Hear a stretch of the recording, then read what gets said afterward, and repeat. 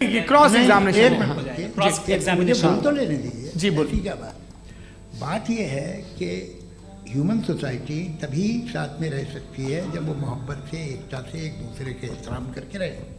इसके अलावा पॉसिबल नहीं है, अकेले तो इंसान रह ही नहीं सकता। वहाँ पर कुछ लोग हैं जो फाउल करते हैं। वो फाउल हम हमेशा से तारीख में होता आया है। आज ये हो रहा है, जो हो रहा है बहुत बुरा हो रहा है, बहुत जालिमाना है, बहुत जाबराना है। उसको आप कहें कि ये बच्चों को कॉम्पनसेशन मिल जाएगा या इसकी इंजेक्शन है, इंजेक्शन तो हेल्थ के लिए दिया जाता है। आप ये कह रहे हैं कि ये बच्चों की जो धज्जियां उड़ रही हैं ये इंजेक्शन है, ये टेस्ट है, ये टेस्ट है और उस टेस्ट में उनको ऐसा रिकॉम्पेंस मिलेगा जो आपके तस्वुर के बाहर है। ये आप 3 बरस के बच्चे को बारूद से उड़ा के टेस्ट ले रहे हैं। वाह, वो नहीं ले रहा है, खुदा नहीं उड़ा रहा है, इजराइल उड़ा रहा है जी। ये तो उसको कंडेम अगला सवाल लेते हैं। अगला सवाल लेते हैं प्रोफेसर पुरुषोत्तम अग्रवाल। मुफ्ती साहब, एक निवेदन आपसे है कि कम से कम थोड़ा सा माइक क्लोज एक रिलीजियस और फिलोसफिकल कर मैं प्लीज। एक रिलीजियस और फिलोसफिकल ट्रेडिशन है जो ब्रह्मांड को यानी यूनिवर्स को ही अंतिम मानती है। सर्वम खलु इदम ब्रह्मम, this is Chandogya Upanishad and it completely rules out the existence और नेसेसिटी, आपके शब्दों में necessity of a creator. The creation itself is the creator. तो एक मिनट प्लीज। दूसरा जो सवाल आपने अभी जो आप बार बार कह रहे हैं कि भगवान विद्वान भी है, वाइज, सब जानने वाला, तो अगर विजडम में दुनिया भर के पापों और अत्याचारों को बर्दाश्त करना शामिल है तो फिर इसका मतलब ये हुआ कि अगर मैं फ्री विल से उसको अपोज करता हूं तो ईश्वर की विजडम और मेरी फ्री विल में कॉन्ट्राडिक्शन है। Because when I am opposing whatever is happening in Gaza, then I am opposing the God's will और God's wisdom। जवाब लेते हैं क्योंकि तो गॉड की विजडम में, एक मिनट सर प्लीज सर, ये एक जुमला, गॉड की विजडम है कि गाजा में जो कुछ हो रहा है वो हो रहा है, मैं उसको अपोज कर रहा हूं तो मैं गॉड की विजडम के खिलाफ जा रहा हूं। एक सवाल। दूसरा ये नहीं, आपने 2 ऑलरेडी। सर आप और सवाल कर लें, लेकिन मुझे 2 जवाब दे। पहले आपने ये सर, कहा, सुनिए मेरी बात सुनिए। इजराइल के गॉड के मुताबिक तुम्हारा ठीक हो रहा है ना? नहीं हो रहा है, सीख नहीं हो रहा है, मैं बता रहा हूँ क्या हो रहा है। आप तशरीफ रखिए, मैं बता रहा हूँ क्या हो रहा है। Let me complete please. एक सेकंड गाइस, एक सेकंड। ये देखिए, ऐसा है कि ये सब बड़ा आपस में विचार विमर्श के बाद ये तय हुआ था कि कुछ नियम बना लिए जाएं ताकि एक टाइम बाउंड बातचीत चले। और भाई साहब, आप बड़ा जरूरी काम कर रहे हैं लेकिन कैमरे के फ्रेम में आके उस काम को गड़बड़ कर दे रहे हैं। ठीक है गुरु, अब मेरे को कहीं का गुस्सा कहीं निकालना था, सॉरी। नहीं, कोई गुस्सा नहीं है जी। तो प्रोफेसर ने सवाल पूछे, आप उनके जवाब दें और थोड़ा ये सब लोग थोड़ा ख्याल रखें भाई, सवाल संक्षिप्त रखें जी। आपने 2 सवाल किया। सबसे पहला ये कहा कि हमारे पास ये कॉन्सेप्ट है कि ये यूनिवर्स खुद नेसेसरी बीइंग है, creation itself is the creator. How irrational is this कि मैं एग्जिस्ट करूंगा बाद में लेकिन अभी एग्जिस्ट कर भी रहा हूं, यानी एक ही टाइम में एग्जिस्ट भी कर रहे हैं, नहीं भी कर रहे हैं। This is not true. दूसरी चीज आपने कहा कि अगर इजराइल में, सॉरी माफ कीजिएगा, Israel doesn't exist, occupied Palestine में अगर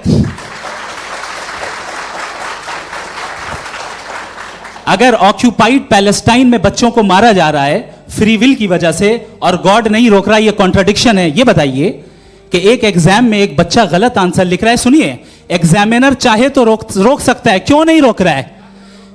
ये कॉन्ट्रडिक्शन है, ये कॉन्ट्रडिक्शन नहीं है।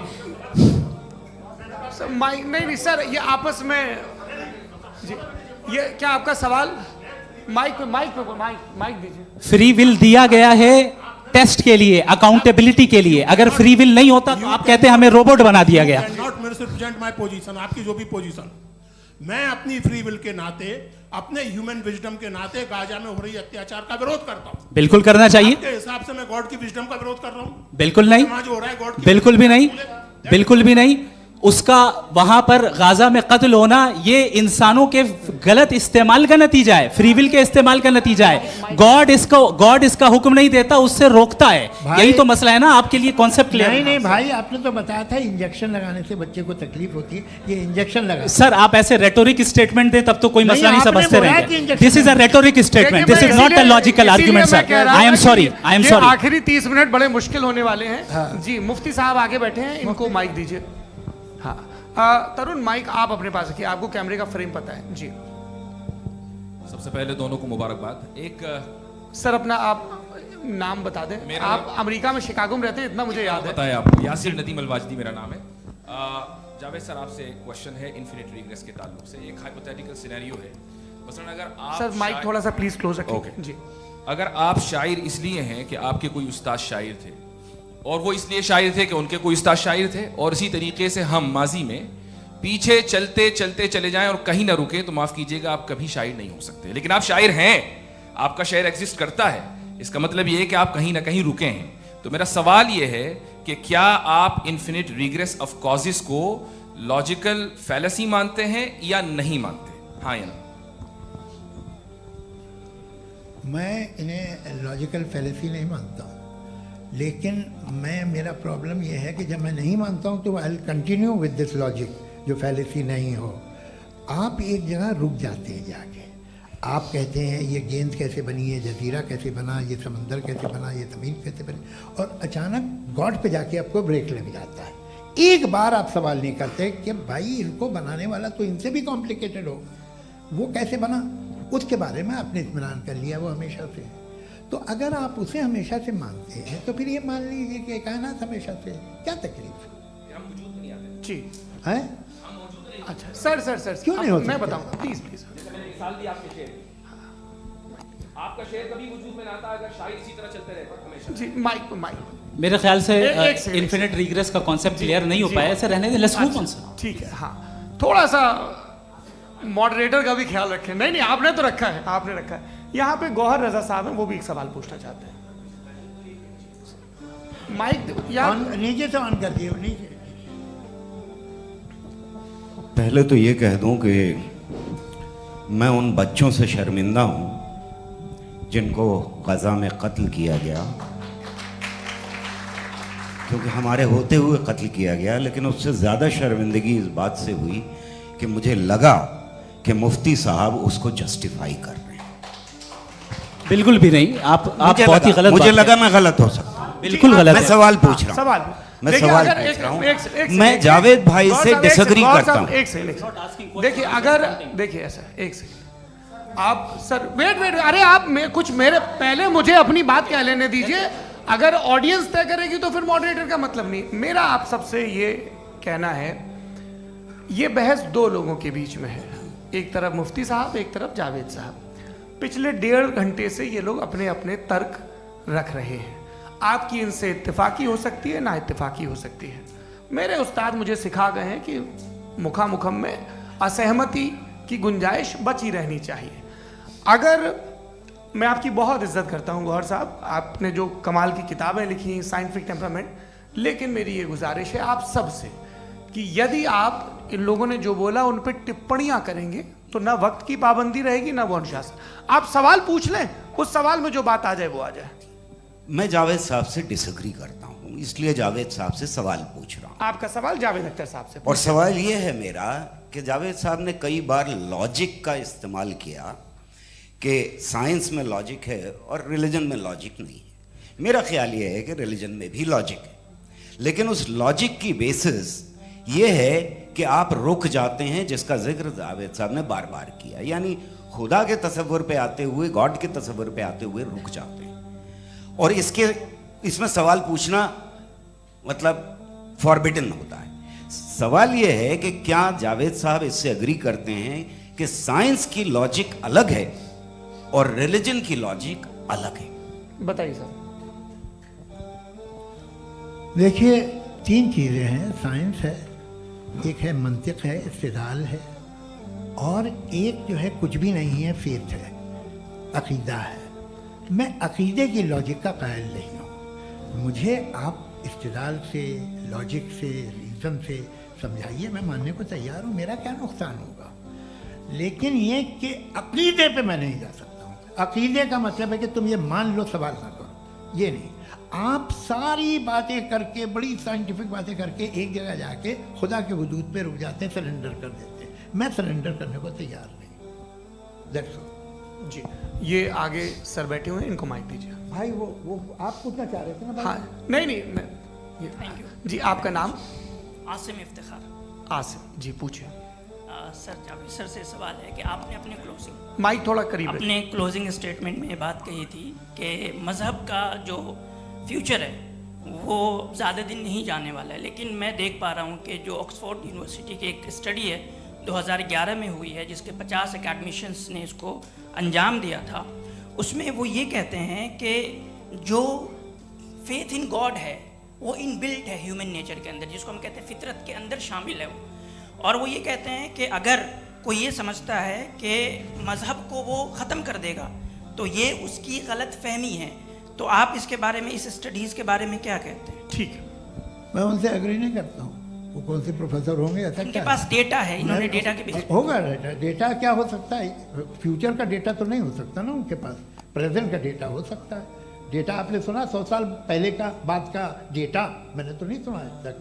तो आज उनकी ये राय है और हो की राय ठीक है। दुनिया में तरह तरह की राय है लोग, लेकिन मैं समझता हूँ कि वक्त के साथ इंसान ज़्यादा से ज़्यादा रीज़नेबल और लॉजिकल होता जा रहा है।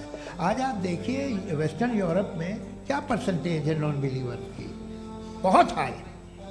वहाँ चर्च खाली पड़े होते हैं। तो अल्टीमेटली तो इंसान कोई ऐसी बात बहुत अरसे तक नहीं मान सकेगा, चाहे गलत या सही, जो उसे उसके दिमाग को, उसके जहन को, उसकी लॉजिक को अपील लगे। वो कह रहे हैं तो ऑक्सफोर्ड के होंगे तो कैम्ब्रिज के होंगे, मुझे क्या लेना देना। उनका डेटा मुस्तकबिल का नहीं हो सकता है। जी दीपक, हाँ पूछिए। मैं आऊँगा, अभी पीछे की साइड भी आऊँगा, माइक वहीं भेजूंगा 2-3 साल के लिए। जी जावेद साहब, आपसे सवाल है। नमस्ते। अरे भाई सर, अगर आप ही लोग को तय करना है तो फिर 200 लोग तय कर लें। ये एक साथ नहीं sir, please don't do this sir. Everybody has a right sir, but we can only take selected questions. No sir, अरे ये भाई, यंग लोग भी आराम हैं से। तो इनकी ये अब उतने यंग, भाई आप यंग हैं कि नहीं हैं? एक मिनट, वो कह रहे हैं वो भी आइए, यंग हैं पूछ रहे हैं ना साहब। भाई। आप उनकी नौजवानी पर दावा उनको ही करने थे। हाँ मुफ्ती साहब आप यंग, हाँ पूछे। अरे भैया सर, मेरा सवाल ये है। कुछ इनसे भी तो पूछो। जी नहीं, बस आपसे एक सवाल है।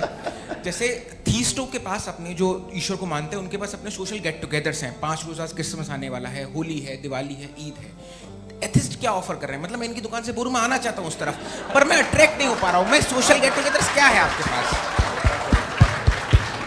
वो ये कह रहे हैं कि जो धार्मिक लोग हैं, अलग अलग धर्म के लोग, उनके उत्सव त्योहार कॉन्ग्रेगेशन बहुत हैं। अब आपको मैं एक सुनाता हूँ, यहाँ हिस्टोरियन भी बैठे हैं।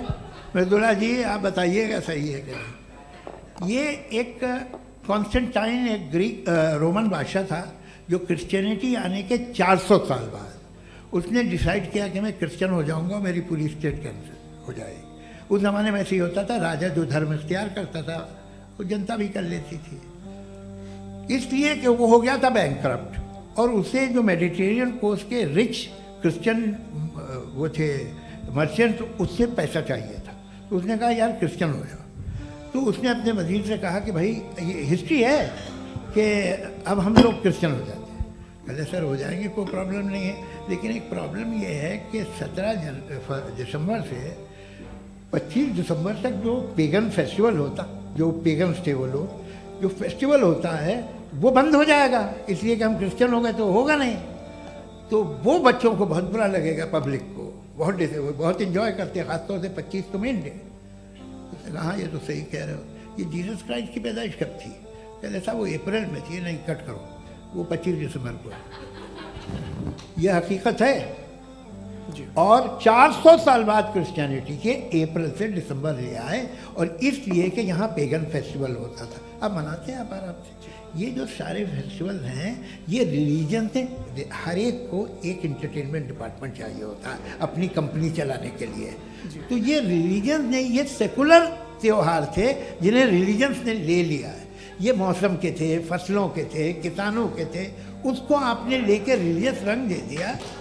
ये कोई रिलीजन से थोड़ी आए आप। अच्छा हमें देखिए, हम तो मुल्द हैं, हम ईद मनाते हैं, हम दिवाली मनाते हैं, हम होली मनाते हैं, हम क्रिसमस मनाते हैं। बम्बई की फिल्म इंडस्ट्री की सबसे बड़ी होली हमारे घर में, सबसे बड़ी ईद हमारे घर में। वो हमारी सोशल वो है, हमारा हेरिटेज है। ऐसा थोड़ी है कि we will throw the baby along with the water.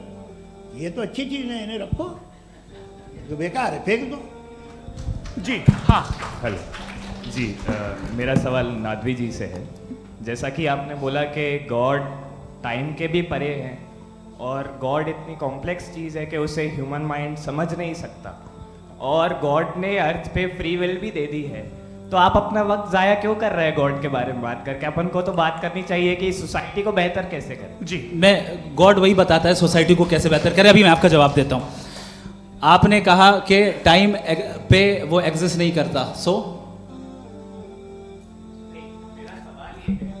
जैसा आपने बोला कि गॉड बहुत ही कॉम्प्लेक्स चीज़ है, मैंने और कहा ही नहीं कि कॉम्प्लेक्स है, तो आपके अल्फाज हैं।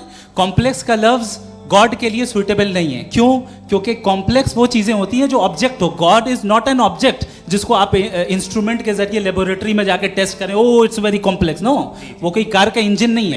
मेरा वो फिलोसॉफिकली नेसेसरी बीइंग ऐसी बीइंग है जो सिंपल बीइंग है। हाँ, आप उसको मुकम्मल तौर पे उसकी तमाम हिकमतों को जान ले और हर चीज को जान ले, ये पॉसिबल नहीं है, क्योंकि वो ऑल वाइज है, आप ऑल वाइज नहीं है, और वो खुदा है, वो आपको सारी चीजें बता दे, ये जरूरी नहीं। मेरा सवाल ये नहीं था, मेरा सवाल ये था कि जब गॉड इतना परे है इस दुनिया से कि उसने अर्थ पे फ्री विल भी दी है, हम सब ह्यूमंस की फ्री विल है, और जो सोसाइटी में हो रहा है वो अपन लोग डिसाइड करेंगे, तो अपन लोग डिसाइड नहीं करेंगे ना, अपन लोग डिसाइड नहीं करेंगे। गॉड जो है, गॉड ने वो उसकी जात, उसकी एग्जिस्टेंस टाइम एंड स्पेस से परे है, लेकिन वो हमारा टेस्ट ले रहा है और उसी गॉड ने हमें बताया कि तुम्हें क्या करना है क्या नहीं करना है, तो जाहिर उस गॉड की बात सुनेंगे ना हम। जी, वो पीछे एक चश्मा लगाए जो मैम खड़ी हैं, उनको दीजिए। हाँ, आप जी जी बिल्कुल आएंगे। देखिए, मैं कोशिश कर रहा हूँ सब तरफ जाने की। हाँ, उनको दीजिए माइक। जी, हेलो सर, मैं ओमनी प्रेजेंट नहीं हूँ, टाइम पाबंद हूँ, और जहां तक कोशिश कर सकता हूँ करूंगा। जी, अपना नाम बताइए। मेरा नाम उर्सुला है, मैं दिल्ली यूनिवर्सिटी की एक स्टूडेंट हूँ और मैं स्टूडेंट फेडरेशन ऑफ इंडिया से हूँ। मेरा सवाल मुफ्ती जी से है कि इस हॉल के इस कमरे में बैठ के हम लोग रेप की मोरालिटी के बारे में फिलोसफिकली बात तो कर सकते हैं, बट असलियत ये है कि रोज़मर्रा की ज़िंदगी में औरतें रेप के थ्रू गुजरती हैं, और हम लोग सिर्फ नंबर्स पे इस तरह नहीं देख सकते, क्योंकि कितनी औरतें हैं इन कंट्रीज़ में जहाँ पे आप बता रहे हैं कि केसेस कम हैं, जिनका एक्सेस है कि वो जाके केस फाइल कर सकें। कितनी औरतें हैं जो जिनको काम करने की आज़ादी है उन कंट्रीज़ में। यूरोप में ये आज़ादी आ गई, यूरोप में ये रूल्स आ गए, तो हम आज उसके बारे में बात कर पा रहे हैं। जी, जवाब। आपने ये कहा कि कमरे में बंद होकर हम लोग इस पर फिलोसफिकली बात कर सकते हैं, लेकिन हकीकत में क्या हो रहा है, वो ग्राउंड लेवल पे क्या हो रहा है, जो बहुत गलत हो रहा है, और वो सफ़र कर रही हैं। आई एग्री, बहुत गलत हो रहा है, और जो गलत हो रहा है उसको हमें रोकना है। और क्यों रोकना है, वो गलत क्यों है? हमारे पास इसका ऑब्जेक्टिव फाउंडेशन है, इनके पास उसका ऑब्जेक्टिव फाउंडेशन नहीं है। मैं ये कहना चाह रहा हूँ कि जहाँ पे भी जुल्म हो रहा है, जहाँ पे भी औरत पे जुल्म हो रहा है, या उसकी इज्जत लूटी जा रही है, या उसे तकलीफ पहुँचाई जा रही है, और सिर्फ औरत नहीं, किसी इंसान के ऊपर भी जुल्म हो रहा है, तो उसके खिलाफ खड़ा होना, ये मॉरलिटी हमारे पास गॉड के पास से आई है। वरना जावेद साहब तो कह रहे हैं कि जो है मेजॉरिटी डिसाइड करेगी, तो मेजॉरिटी तो कभी भी बदल सकती है। क्या आप ना तो ये थोड़ी सी आपको गलतफहमी है। मैं अगर मेरे जुमले से ये बदनाम निकला या मैंने कहा, तो ये जुमला मैं वापस लेता हूँ। ये मेरा मतलब ही नहीं था कि मेजॉरिटी डिसाइड करें। मेजॉरिटी डिसाइड करे तो दुनिया में बड़ी, वैसे आपने कहा था ये जुमला, अच्छा हो सकता है, मैं मान रहा हूँ, बाद में रिकैप कर लेंगे। अरे एक सेकंड, मैं अपनी एक्सप्लेनेशन दे रहा हूँ। मुनासिब बात यह है कि हम सब के सब दिल में जानते हैं कि क्या अच्छा है क्या बुरा है, हमें पता है अच्छी तरह से। जो लोग बुरे काम करते हैं उन्हें भी मालूम अच्छा क्या है। यही तो सवाल था हजरत कि फिर ये मोरालिटी आई कहाँ से? Cross examination. हाँ जी, हाँ, मोरालिटी साथ रहने की डिजायर से आई, यानी साथ रहकर जो कुछ कह दे, जो कुछ कर दे, वो हो जाएगा। नहीं नहीं, तो आप कायदे से रह ही कर सकते हैं जब तक लोगों में मोरालिटी हो, वरना क्यास हो जाएगा। ये आपको कैसे पता? जी, हमने देखा ना, जहाँ मोरालिटी का क्यास हो गया, हम देखते हैं। कहाँ पे देखते भाई? दुनिया में। आप जो कह रहे हैं, आप कहीं पे अगर गलत हो रहा है तो उसको आप गलत देखिए।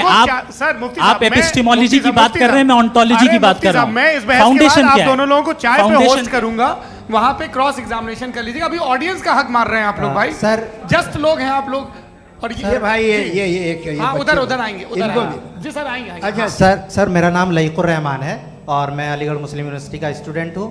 और जहाँ तक मुझे पता है कि sir you are also product of Aligarh Muslim University. मैं भी उसी चमन का बुलबुल। हाँ सर, तो बहुत खुशी हुई मुझे जान करके कि मैं आपसे मिलूँगा। सवाल सर, मेरा सवाल ये है, सर सैयद अलैहि रहमा का नज़रिया ये था कि खुदा के वजूद को अक़ल के दायरे में रह कर के तलाश करना, न कि पूरी तौर से उसका इनकार कर देना।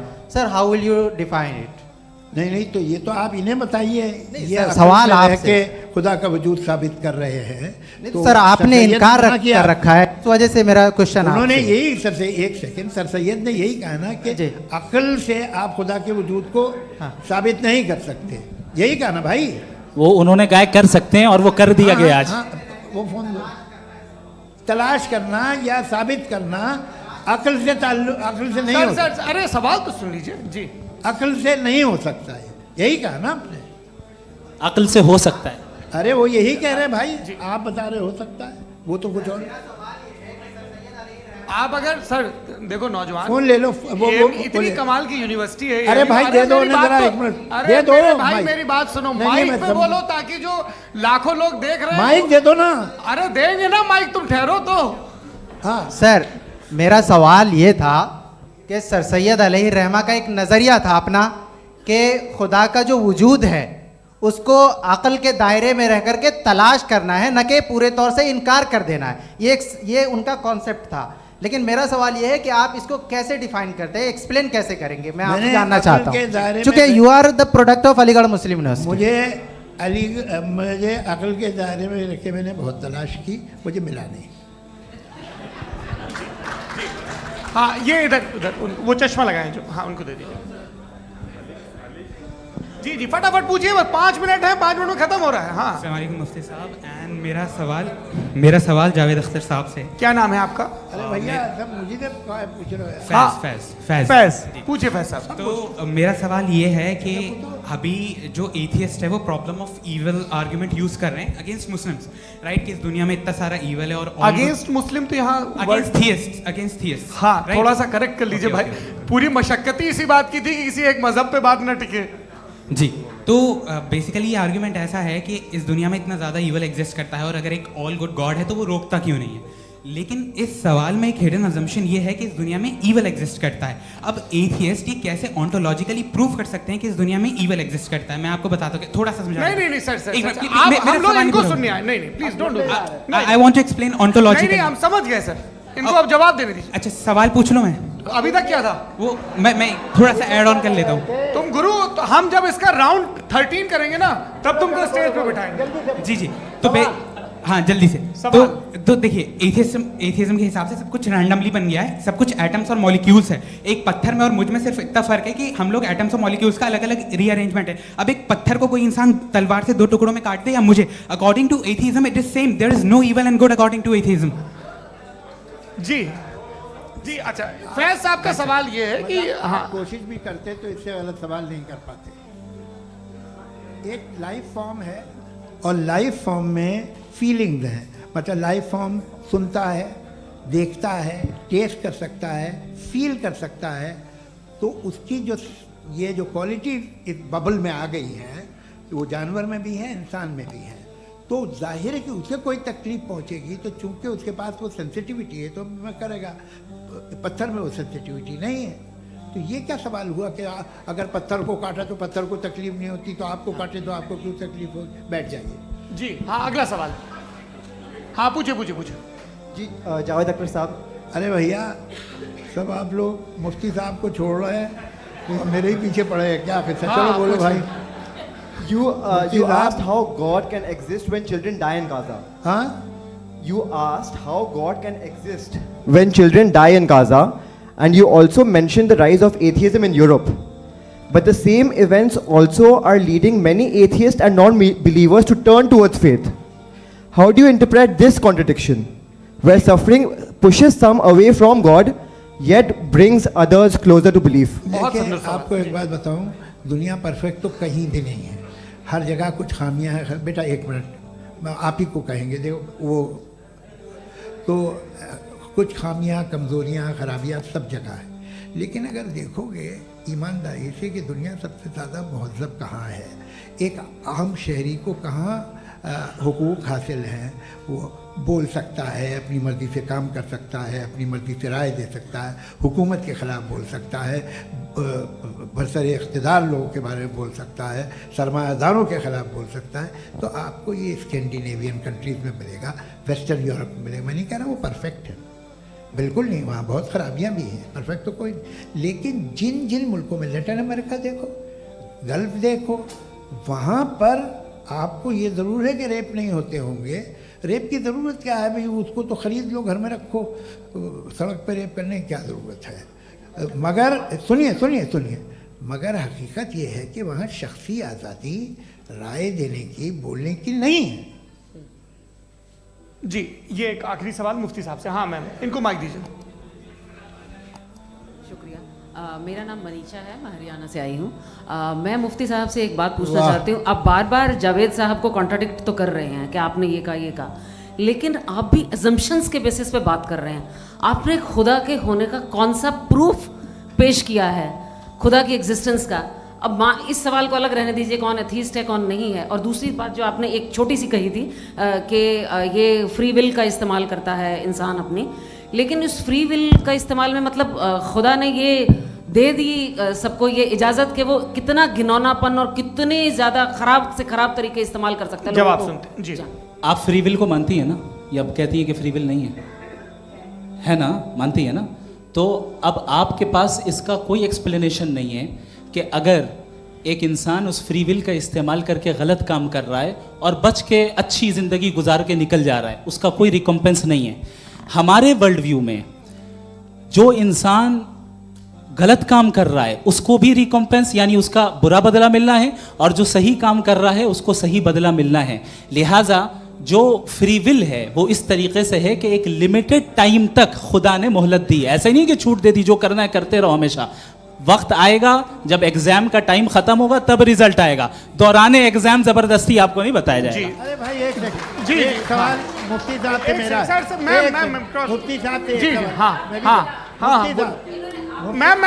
एक सवाल। रुक जाइए, आपसे फोन, आप इसके बाद आपसे माइक से नहीं, बोलिए। मैं मुफ्ती साहब एक ही सवाल करता हूँ कि अगर जो हो रहा है फ्री विल से हो रहा है और एक दिन बरोज़ क़यामत इंसाफ होगा मैशर में वगैरह वगैरह, तो दुआ क्यों मांगते हैं लोग?